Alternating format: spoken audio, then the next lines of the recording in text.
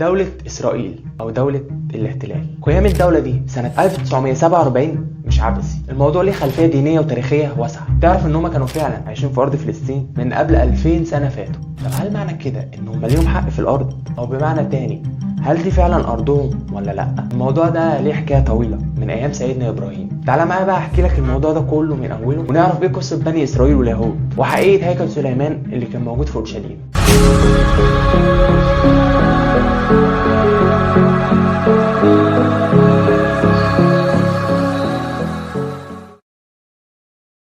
عدد معتنقي الديانة اليهودية 15 مليون شخص على مستوى العالم، فبالتالي هي طائفة صغيرة مقارنة بالإسلام والمسيحية، لكن بالرغم من قلة عددهم إلا إنهم أكبر الطوائف نفوذ وغنى في العالم كله. بداية قصة اليهود كانت مع سيدنا إبراهيم عليه السلام. سيدنا إبراهيم اتجوز السيدة هاجر وخلف منها سيدنا إسماعيل، واللي طلع من نسل العرب سيدنا محمد عليه الصلاة والسلام. اتجوز سيدنا إبراهيم امرأة تانية وهي السيدة سارة، ودي خلف منها سيدنا إسحاق عليه السلام، وهو اللي هيجي منه نسل بني إسرائيل. وكده أصبح إسماعيل وإسحاق إخوة غير أشقاء.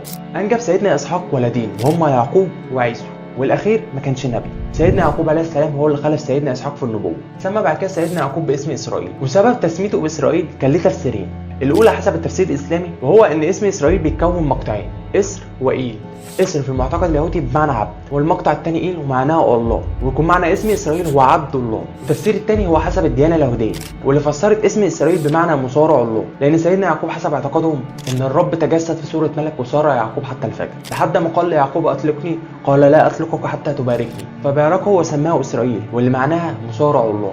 ده يعني حسب الديانة اليهودية، استغفر الله العظيم. سيدنا يعقوب كان بيعيش في أرض فلسطين، خلف هناك 12 ابن، منهم 10 أشقاء و2 من أم تانية، وهم بنيامين وسيدنا يوسف عليه السلام. سمى ال 12 ولد دول باسم بني إسرائيل، ودول اللي هيجي منهم نسل اليهود كله بعد كده. اتأمر ال10 إخوة الأشقاء على سيدنا يوسف وضيعوه وراح مصر زي ما احنا عارفين في قصة سيدنا يوسف، لحد ما بعد كده راحوا مصر، وكان وقتها سيدنا يوسف مسؤول كبير في حكومة الهكسوس. وأول ما وصلوا من مصر عرفوه، وطلب منهم سيدنا يوسف إن هم يجيبوا سيدنا يعقوب وينتقلوا للعيشة في مصر. في الوقت ده كان في شعوب تانية اصلا عايشين في ارض فلسطين، زي شعوب كنعان وفينيقيا وشعوب فلسطين والعرب طبعا. يعني بني اسرائيل ما كانوش عايشين لوحدهم بس، كان في ناس تانية. بعد سنين من استقرارهم في مصر وصل عددهم لالاف. كان حصلت حاجه بوظت الاستقرار ده شويه، وهو ان الملك احمس جه وطرد الهكسوس من مصر، فسقطت حكومه الهكسوس. ومن الوقت ده بدا اضطهاد المصريين لبني اسرائيل، لانهم كانوا مواليين لحكومه الهكسوس، فبالتالي اصبح وجودهم غير امن بعد سقوط الحكومه دي. وبعد مرور سنين من الاضطهاد ظهرت نبوءه في مصر ان في طفل هيتولد من بني اسرائيل، الطفل ده هيكبر وهيقتل فرعون. ساعتها امر فرعون بقتل جميع اطفال بني اسرائيل من الاولاد، لكن بمشيئه ربنا الولد الوحيد اللي فرعون ما موتوش ورباه عنده في البيت هو سيدنا موسى. وحصلت قصه سيدنا موسى المعروفه بعد كده، لحد ما امر ربنا سيدنا موسى بالخروج ببني اسرائيل من ارض مصر لارض فلسطين لفتحها فتح اسلامي، لان كانت كل البلاد والشعوب في الوقت ده كانت شعوب وثنيه. الاصل في كل الاديان كلها هو الاسلام مع اختلاف الشرائع، ومعنى الاسلام هو عباده الله وتوحيده بدون شرك، ودعوه جميع الناس لعبادته مش انت لوحدك. فزي ما انت عليك فرض العباده، عليك برضه فرض دعوه جميع الناس لعبادته، وده اللي ما عملوش بني اسرائيل. لان لما ربنا شق البحر لسيدنا موسى وعدوا معاه بني اسرائيل وغرق فرعون، مروا باقوام في سيناء بيعبدوا اصنام. بص بقى، فطلب بني اسرائيل من سيدنا موسى ان هو يجعل لهم اله وثني زي ده يعبدوه. بني اسرائيل ما كانش مدركين اللي هم فيه، لانهم كانوا مفكرين ان الاله اللي سيدنا موسى بيخاطبهم عنه هو اله زي اي اله موجود في الوقت ده، زي مثلا حورس او جاب او نوت، ولله المثل الاعلى طبعا. يعني هما ما كانوش فاهمين ان ربنا ما بيتجسدش، الله اللي خلق الكون من عدم وخلق السماوات والارض وليس كمثله شيء. لا، هما ما كانوش مدركين كده، والدليل ان هما قالوا لسيدنا موسى عايزين صنم عشان نعبده، وده لو دل فيدل على اعتقادهم ان الله ممكن يتجسد صوره وثن او شمس او قمر. فلما رفض سيدنا موسى طلبهم، رفضوا الخروج معاه والقتال، وقالوا له اذهب انت وربك فقاتلا ان ها هنا قاعدون. فبالتالي هما اللي عصوا ربنا ورفضوا الخروج لارض فلسطين. فانت متخيل ان هما عصوا ربنا عشان عايزين يعبدوا صنم؟ شايف الجهل كان واصل بيهم لحد فين؟ وهنا حكم عليهم ربنا بالتيه 40 سنه وارض سيناء. وفعلا فضلوا 40 سنه تايهين في سيناء ويعيشوا حياه الترحال والبدو، وما بقاش ليهم اي ارض. فاثناء ال 40 سنه نزلت على سيدنا موسى التوراه في الوان.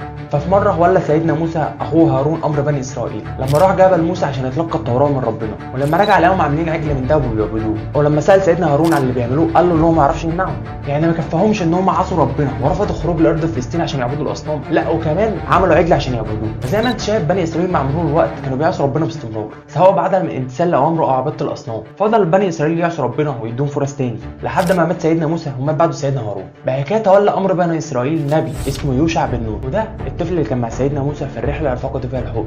اتذكرت في سوره الكهف. بفكرك تعمل فولو لايك على الصفحه وتفعل زر الجرس عشان تشوف الفيديوهات اللي هتيجي بعد كده.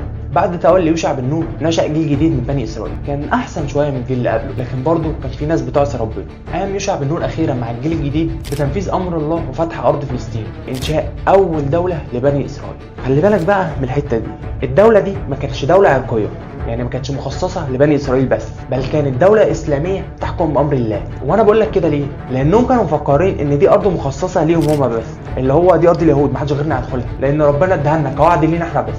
وده طبعا غلط، لان الارض ارض الله، لانهم لو ما صانوش العهد وقطعوا ربنا هيخلف عليهم اقوام تانية، وده اللي انت هتشوفه بعد كده. بعد موت يوشع بن نون تفرقت بني اسرائيل ل 12 قبيله على اساس الاسباط، والاسباط هم اولاد سيدنا يعقوب ال 12 اللي ذكرناهم قبل كده. كل سبط بيمثل نسل ابن منهم، فكان لكل قبيله قاضي او كاهن هو اللي بيحكمها، وتسمى العصر ده بعصر القضاء. والفتره دي شهدت رجوعهم لعباده الاصنام وارتكاب المعاصي تاني، فبالتالي هم كده نقضوا العهد تاني مع ربنا، فعاقبهم ربنا بدخولهم لحروب مع الكنعانيين والعمالقه. فقدوا في الحروب دي اراضيهم وتابوت العهد واندثرت دولته. بعد كده ظهر فيهم نبي اسمه شموئيل، فطلبوا منه ان هو يطلب من ربنا انه يعين عليهم ملك عشان يقاتل معاهم في الحروب، لانهم عايزين يسترجعوا اراضيهم اللي خسروها. فرد عليهم كما تم ذكره في القران: هل عسيتم ان كتب عليكم القتال الا تقاتلوا؟ قالوا وما لنا الا نقاتل في سبيل الله وقد اخرجنا من ديارنا وابناءنا. يعني هل لو ربنا بعت لكم ملك هتقاتلوا معاه ولا هتجلوا ومحدش هيشوفكم؟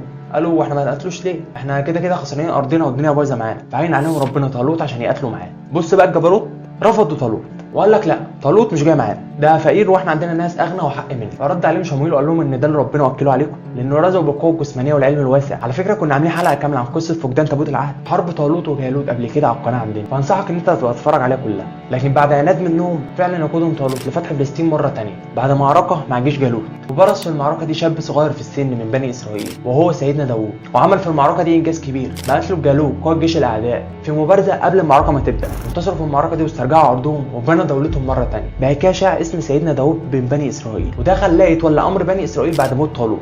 وحكم سيدنا داوود لفتره وتولى بعده ابنه سيدنا سليمان. بلغت بني اسرائيل في الوقت ده العصر الذهبي ليهم، لان مملكتهم اتسعت. ده غير ان ربنا مد سيدنا سليمان بملك ما وهبوش لحد لا من قبله ولا من بعده. ده غير ان كان عنده جيوش من الحيوانات والطيور وجيوش من الجن بيتحكم فيهم من غير سحر، وده لانهم قالوا عليه ان هو ساحر بعد كده. بص بقى ركز في الحته اللي جايه دي قوي، لانها عدينا عليها حاجات من وقتها لحد وقتنا الحالي. كلنا عارفين ان سيدنا ابراهيم هو اللي بنى الكعبه وهو اللي بنى المسجد الاقصى. جه سيدنا سليمان بعد كده هو اللي اعاد بناء المسجد الاقصى، وعلى حسب المعتقد اليهودي ان سيدنا سليمان بنى هناك معبد سموه بهيكل سليمان. كان في الهيكل ده الواح التوراه وتابوت العهد، وكانوا بيعبدوا ربنا هناك. حط بقى المعلومه دي دبوس وخليها معاك لبعد كده. بعد موت سيدنا سليمان اتقسمت مملكه بني اسرائيل لمملكتين. الاولى هي مملكه اسرائيل في الشمال، ودي كانت عاصمتها نابلس، ودي كان بيحكمها ملك اسمه يربعال، وكان بيعيش فيها 10 اسباط من بني اسرائيل. المملكه الثانيه هي مملكه يهوذا اللي كان بيحكمها رحبهام ابن سيدنا سليمان، ودي كان عاصمتها القدس او اورشليم. تمام. وكالعاده رجعت ريما لعادتها القديمه، ورجع بني اسرائيل لعباده الاصنام وعصيان ربنا مره ثانيه. ولكن كان النتيجه لده المره دي زوال دولتهم كلها، لان مملكه اسرائيل اللي في الشمال قضى عليها الاشوريين سنه 722 قبل الميلاد، ومملكه يهوذا اللي في القدس قضى عليها البابليون بقياده نبوخذ نصر سنه 586 قبل الميلاد. بص بقى الحته دي، على حسب اعتقادهم ان البابليون هدموا هيكل سليمان لما دخلوا القدس. الهيكل اللي بيعتبروه اهم حاجه ليهم البابليون هم اللي هدموه. عشان كده لحد دلوقتي اليهود بيكرهوا بابل والعراق عامه كره العمى، لان على حسب اعتقادهم هم السبب في دمار الهيكل. المهم قتل البابليون تلتين سكان مملكه يهوذا، واسروا التلت الباقي واخدوهم معاهم للعراق. ونتيجه لقتل عدد كبير من رجال الدين والحاخامات ضاعت التوراه واندثرت ما بينهم، وما اتبقاش منها الا حاجات صغيره. بعد سنين من تواجدهم في العراق اتقربت امراه منهم اسمها استير لحاكم الفرس، واستير دي ليها سفر عندهم في التوراه. استمرت استير قلب الملك البابلي وخلته مش بس يفرج عن اليهود، لا ده رجعوا مره ثانيه للقدس وعاشوا هناك تحت حكم الفرس وقعدوا بناء الهيكل مره ثانيه. يجي حد يقول لي هو ازاي يوسف استير دي ليه عندهم في سفر في التوراه؟ انت مش قلت ان التوراه بتاعتهم اندثرت؟ لا انا هقول لك. اول ما رجع القدس سنه 532 قبل الميلاد كان في جزء صغير جدا من التوراه الاصليه، اخدوا بقى الجزء ده وكريتوا عليه الباقي من عندهم. يعني من الاخر حرفوا التوراه وكتبوا اللي هم عايزينه. وبعد قرنين من الزمن احتل الاسكندر الاكبر ارض فلسطين وبلاد الشام والعراق ومصر، واصبح بني اسرائيل تحت سلطته. وحصل برضه اضطهاد لليهود في عهده، ادت الاضطهاد ده على حسب اعتقادهم لهدم الهيكل مره ثانيه. يا دي الهيكل اللي واجعين دماغنا بيه. يبقى كده بقى على حسب كلامه الهيكل اتهدم مرتين، مره على ايد نبوخذ نصر ومره في عهد الاسكندر الاكبر. المفروض على حسب اعتقادهم ان من الوقت ده بدا الشتات الحقيقي لليهود. ممكن حد يجي في دماغه سؤال ان هو ماشي مع توالي الاحداث الموضوع داير، بس هما ليه اليهود شويه يعصوا ربنا وشويه يبقوا مهتمين بالعباده، شويه يعبدوا الاصنام وشويه يهتموا بالتوراه؟ الموضوع فيه تناقض كبير.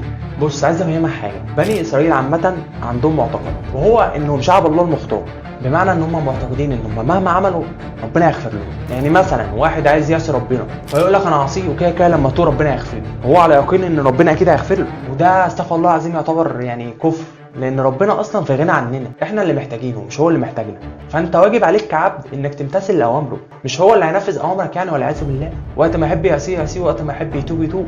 فانت متخيل الموضوع كان واصل معاهم لدرجه ايه؟ كان في التوراه عندهم كان في نبوه صحيحه بمجيء المسيح في وقت من الاوقات عشان يشيلهم من اللي هم فيه ده ويمنع الشرك بالله وعباده الاصنام، ويصحح الشريعه اللي حرفوها زي ما قلت لك قبل كده.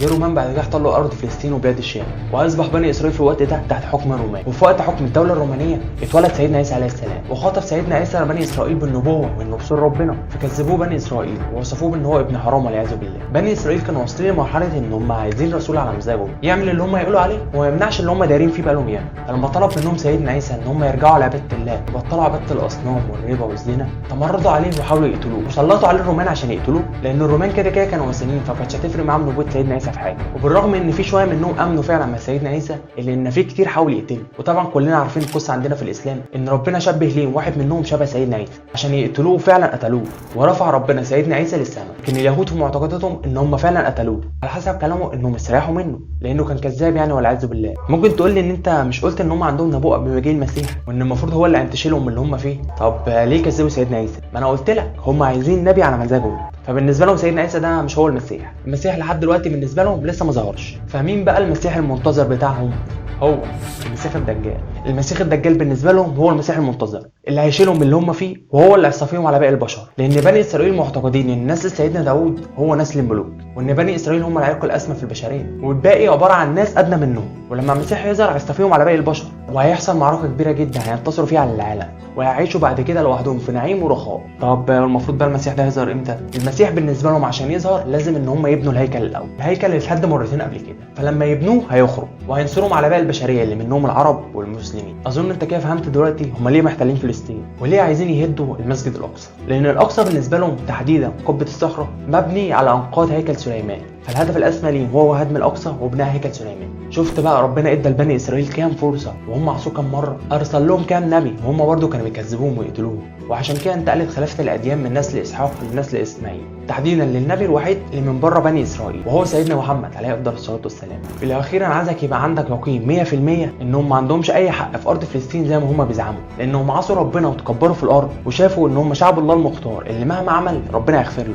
يعني عصوا ربنا وعبدوا الاوثان وكذبوا الرسل وقتلوهم، وبالرغم من كل ده مفكرين ان ربنا مصطفيهم عليه. فلسطين هي ارض ربنا بيديها لعباد المؤمنين اللي بيمتثلوا لاوامره، واللي لو قطعت ربنا وحافظت على دينك وعهدك معاه ساعتها هتبقى من نصيبك.